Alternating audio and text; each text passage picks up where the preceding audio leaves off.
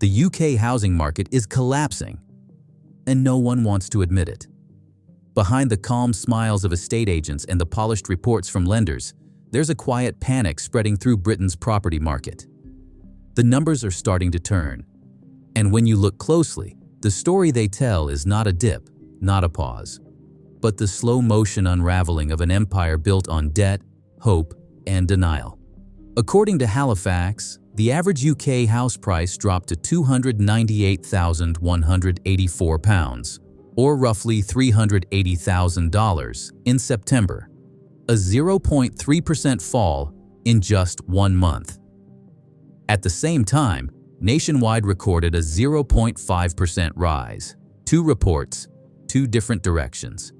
But one uncomfortable truth: the market has lost momentum. It's unpredictable, fragile, and, in parts of the country, already heading downward. Experts at Knight Frank warn that supply is now outpacing demand across the south of England. Homes that once sold in days are now sitting on the market for months. The number of listings has soared, especially in London, the southeast, and the home counties, places that once defined the boom. Rightmove data shows asking prices have barely changed, hovering flat while real sales prices quietly slip behind the scenes. Agents report sellers cutting expectations by £10,000 to £20,000 just to get viewings. The market is no longer driven by competition. It's driven by caution. But it's at the top end of the market where the slowdown turns into something more serious.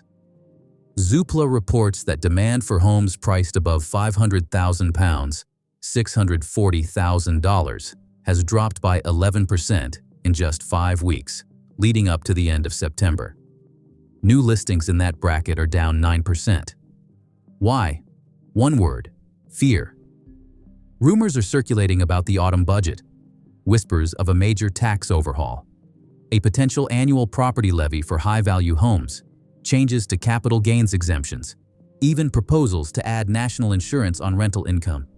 None of it confirmed, but none of it denied either. And in property, rumor is enough to freeze the market. Tom Bill, head of UK residential research at Knight Frank, calls it a repeat of last year's guessing game. Buyers pause to see what the Chancellor will announce. Sellers hesitate to list. Agents stop promising stability. And as everyone waits, transactions collapse. In the south of England, where homes often cost £600,000 to £800,000, $760,000 to $1 million. This uncertainty is lethal. The number of listings has risen sharply while offers have fallen. Sellers are beginning to panic. Buyers are bargaining harder than they have in years. Meanwhile, in the north, the picture looks deceptively steady. Land registry data shows Northern Ireland leading the UK with 5.5% annual growth, while London barely manages 0.7%, the slowest of all regions. It's a regional divide that hides the national trend. The country's housing map is turning red one region at a time. And behind that divide, there's a more dangerous force building: borrowing pressure. According to Money Facts, the average 2-year fixed mortgage rate in the UK now stands at 4.96%, while the 5-year rate sits around 5%. 2 years ago, those same products averaged less than 2%. That means a household with a £250,000 mortgage, about $320,000, is now paying nearly £400, $510, more every month than they did in 2021. Across millions of mortgages, that's billions drained from disposable income every year.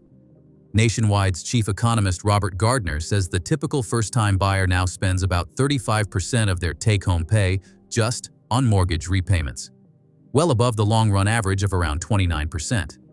That's not just high, it's unsustainable. Even Savills, usually one of the more optimistic voices, admits the pressure is real. They've slashed their 2025 house price forecast to just 1% growth, down from earlier projections of 3 to 4%. Their recovery predictions for 2026 to 2029 growth of 4% to 6% per year, now depend entirely on interest rates falling, wage growth increasing, and the government avoiding new property taxes. In other words, on luck. And that luck is running thin. The Bank of England insists inflation is cooling, but mortgage holders aren't feeling the relief. As old fixed-rate deals expire, thousands of families are seeing their payments jump overnight. Those who bought during the pandemic at 1.5% or 2% are now renewing at 5% or higher. It's like watching a tide go out and realizing how many people were swimming without life jackets. Even renters are trapped. Landlords, squeezed by high borrowing costs and tax uncertainty, are selling off properties. That drives rental supply down and rents up. Tenants can't save for deposits. First-time buyers can't enter the market, and the cycle feeds itself. A perfect economic chokehold. This isn't a market correction. It's a confidence crisis. People aren't just losing money. They're losing faith. Confidence, that invisible fuel that keeps the housing market alive, is running out. Buyers aren't convinced prices will hold. Sellers aren't convinced buyers still exist. And the government? Well, even they seem uncertain whether to intervene or stay out of the way. For decades, Britain's housing market has been propped up by a single belief that prices always go up. Every policy, every investment, every dream has been built on that foundation. But what happens when that belief begins to crack? Knight Frank warns that the combination of high supply, weak demand, and political indecision is creating downward pressure across every price band.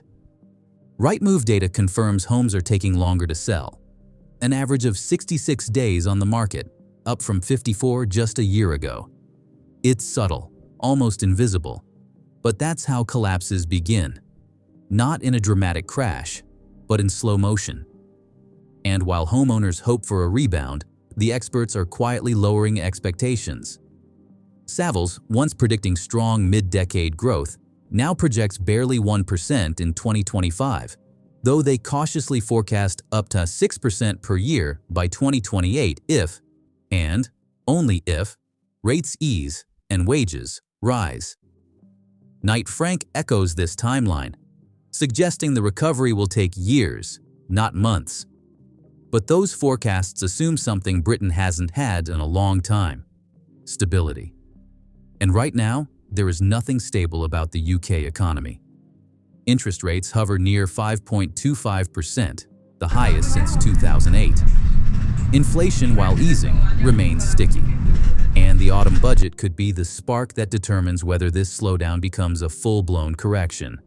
The irony: the more the government talks about fairness, taxing wealth, closing loopholes, making property sustainable, the more fragile the market becomes. Policy meant to fix the problem could end up breaking it. Behind the statistics, the human stories are piling up. Families in London's suburbs, renewing mortgages they can no longer afford. Landlords in Bristol and Brighton, selling up before new rules eat their profits. First-time buyers in Manchester, watching deposits lose value faster than they can save. The pain isn't dramatic, yet. But it's spreading. Halifax says average prices have now fallen around £14,000, $18,000 from their 2022 peak. In real terms, adjusted for inflation, that drop feels twice as heavy. Nationwide's data shows a similar trajectory. Stability on the surface, erosion underneath. Meanwhile, the Land Registry reports regional divides growing deeper. Northern Ireland still up 5.5% year-on-year. London, barely 0.7%. The Northeast, modestly positive. The South, sliding. It's a patchwork of slow declines like cracks creeping through a wall. You can ignore them for a while, until one day the whole structure shifts. And when it does, it won't be because of one event. It'll be because of thousands of small ones. A missed mortgage payment here, a canceled sale there, a new tax rumor whispered in the press. One by one, they chip away at confidence. Developers are already feeling it. Some have paused projects entirely. Others are scaling back. Building materials cost more. Financing costs more. Buyers are scarce. Savills and Knight Frank both warn that construction output could decline sharply over the next 18 months. And yet, through all of this, official statements remain calm. The market is stable, they say. Conditions are improving. But stability doesn't look like this. Stability isn't panic dressed up as patience. Moneyfacts still list average 2-year fixed mortgages at 4.96%, 5-year fixes around 5%, with only marginal declines since summer. The Bank of England hints that rates might fall next year, but might isn't much comfort when your payment has already doubled. Nationwide says affordability remains stretched. Halifax says prices are broadly stagnant. Zoopla calls it a pause before correction. Different words, same meaning. It's the calm before the storm. Because markets don't crash in headlines. They crack in whispers. The same phrases always appear before the fall. Soft landing, temporary slowdown, buyer hesitation. Those aren't signs of health. They're signs of denial. In the 1989 crash, it started the same way. In 2008, the same again. Each time people said, "This is different." But the truth is, it never is. This time, the bubble isn't built on subprime loans or reckless lending. It's built on psychology, on the assumption that prices will never fall far enough to hurt. On a generation that's been told property always wins. But what happens when that story stops working? Halifax says average house prices are still nearly £40,000, $50,000 higher than before the pandemic. But with wage growth stagnating, affordability worse, and borrowing costs rising, those prices are unsustainable.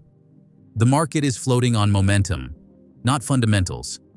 And when momentum fades, gravity takes over. Still, no one will call it a crash. They'll call it adjustment, normalization, cooling, until one day the numbers tell a story that can't be spun anymore. In truth, what's happening isn't chaos. It's correction. The unwinding of years of cheap money, speculation, and fear of missing out. And corrections are always slow, until they're sudden. That's the danger the UK faces now. A slow bleed that could become a rush for the exits. A confidence collapse that no policy announcement can reverse. Because when enough people stop believing, prices don't just drift, they drop. And that's where we are. A housing market balanced on belief, waiting for the next headline to tip it one way or the other. The market is holding its breath. The nation is watching. And somewhere between fear and hope, between policy and panic, lies the truth. A property system built on borrowed money and borrowed confidence. The numbers will change next month. They always do. A small rise here, a slight drop there. But the pattern remains. The story continues. And no one, not the banks and not the analysts, not the government, knows how it ends. If you want to stay ahead of what's really happening in Britain's housing story, make sure to like this video, comment your thoughts, and subscribe. Because what's coming next could change everything. Still, no one will call it a crash.